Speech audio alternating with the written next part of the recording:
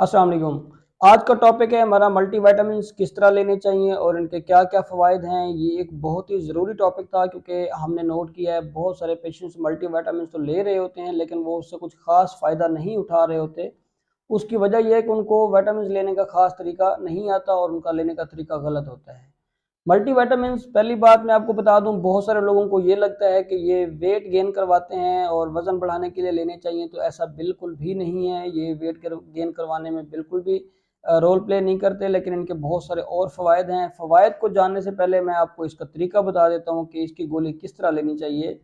बहुत सारे लोग इसको इस्तेमाल तो करते हैं लेकिन खाने के साथ इस्तेमाल करते हैं और साथ कोई ना कोई ऐसी फूड ले लेते हैं जो जिसमें ऑक्सीडेंट्स होते हैं, जैसे चाय है, कोल्ड ड्रिंक्स हैं, जो कि इसका खास फ़ायदा नहीं होने देते और इसकी अब्जॉर्प्शन को कम कर देते हैं। तो विटामिन्स को लेने का ख़ास तरीका ये है कि नाश्ते के तकरीबन 1 से 2 घंटे के बाद आप इसको एक गोली लें और लेने के 1 से 2 घंटे के बाद आप खुराक लेने से परहेज़ करें। ऐसी चीज़ तो आप बिल्कुल भी ना लें जिसमें ऑक्सीडेंट्स होते हैं, जैसे चाय है, कोल्ड ड्रिंक्स हैं, तो ये चीज़ें इसकी अब्जॉर्प्शन को कम करती हैं और उसको लेने का ख़ास फ़ायदा नहीं होता। अब हम इंडिविजुअली एक-एक करके इनके फ़वाइद पे बात कर लेते हैं। फ़र्स्ट ऑफ़ ऑल हम विटामिन ए पे बात कर लेते हैं, लेकिन इसको बताने से पहले मैं आपको बता दूँ विटामिन्स 2 किस्म के होते हैं, एक फैट सॉल्युबल होते हैं और एक वाटर सॉल्युबल होते हैं। Vitamin A, D, E and के ये फैट सॉल्युबल हैं, यानी कि फैट्स के साथ इनकी सॉल्युबिलिटी होती है, तो अब्ज़ॉर्प्शन में इनको फैट्स ही हेल्प करते हैं, और दूसरे वाटर सॉल्युबल हैं, यानी कि पानी में वो हल हो जाते हैं। विटामिन ए जो है ये एक ख़ास किस्म के पिगमेंट बनाने की हेल्प करता है, जो कि रेटिना को ज़रूरत होते हैं फॉर विजन। देखने के लिए रेटिना को जिन पिगमेंट्स की ज़रूरत होती है, विटामिन ए उनको बनाने में हेल्प करता है। तो अगर विटामिन ए की कमी हो जाए तो नाइट ब्लाइंडनेस, यानी कि रात को नज़र ना आना, ऐसी बीमारी, ख़तरनाक बीमारी से हम मुब्तला हो सकते हैं। तो विटामिन ए का जो रोल है वो विजन में है। इसके अलावा विटामिन बी की हम बात करें तो ये हार्ट डिजीज़ से बचाता है, लो डेंसिटी लिपोप्रोटीन्स की अब्जॉर्प्शन को बढ़ाता है और हाई डेंसिटी लिपोप्रोटीन को कम करता है, जो कि ख़तरनाक लिपोप्रोटीन्स हैं, जिससे इस्कीमिक हार्ट डिजीज़ यानी कि दिल की बीमारियां बढ़ती हैं।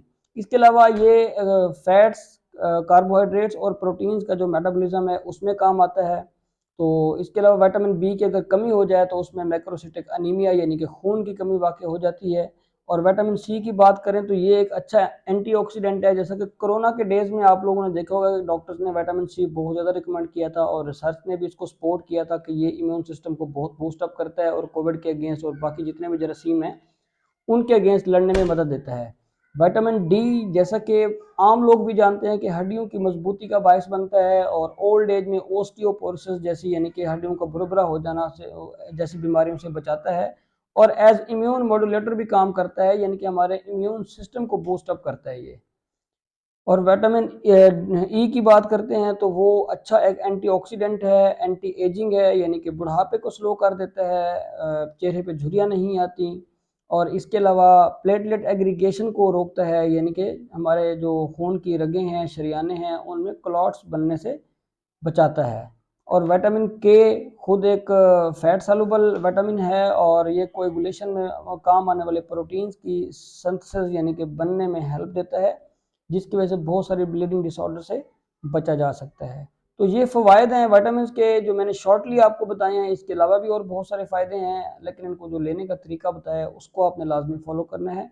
और मज़ीद अच्छी अच्छी वीडियोज़ के लिए हमारा चैनल सब्सक्राइब करें और वीडियो को लाइक करें। बहुत शुक्रिया।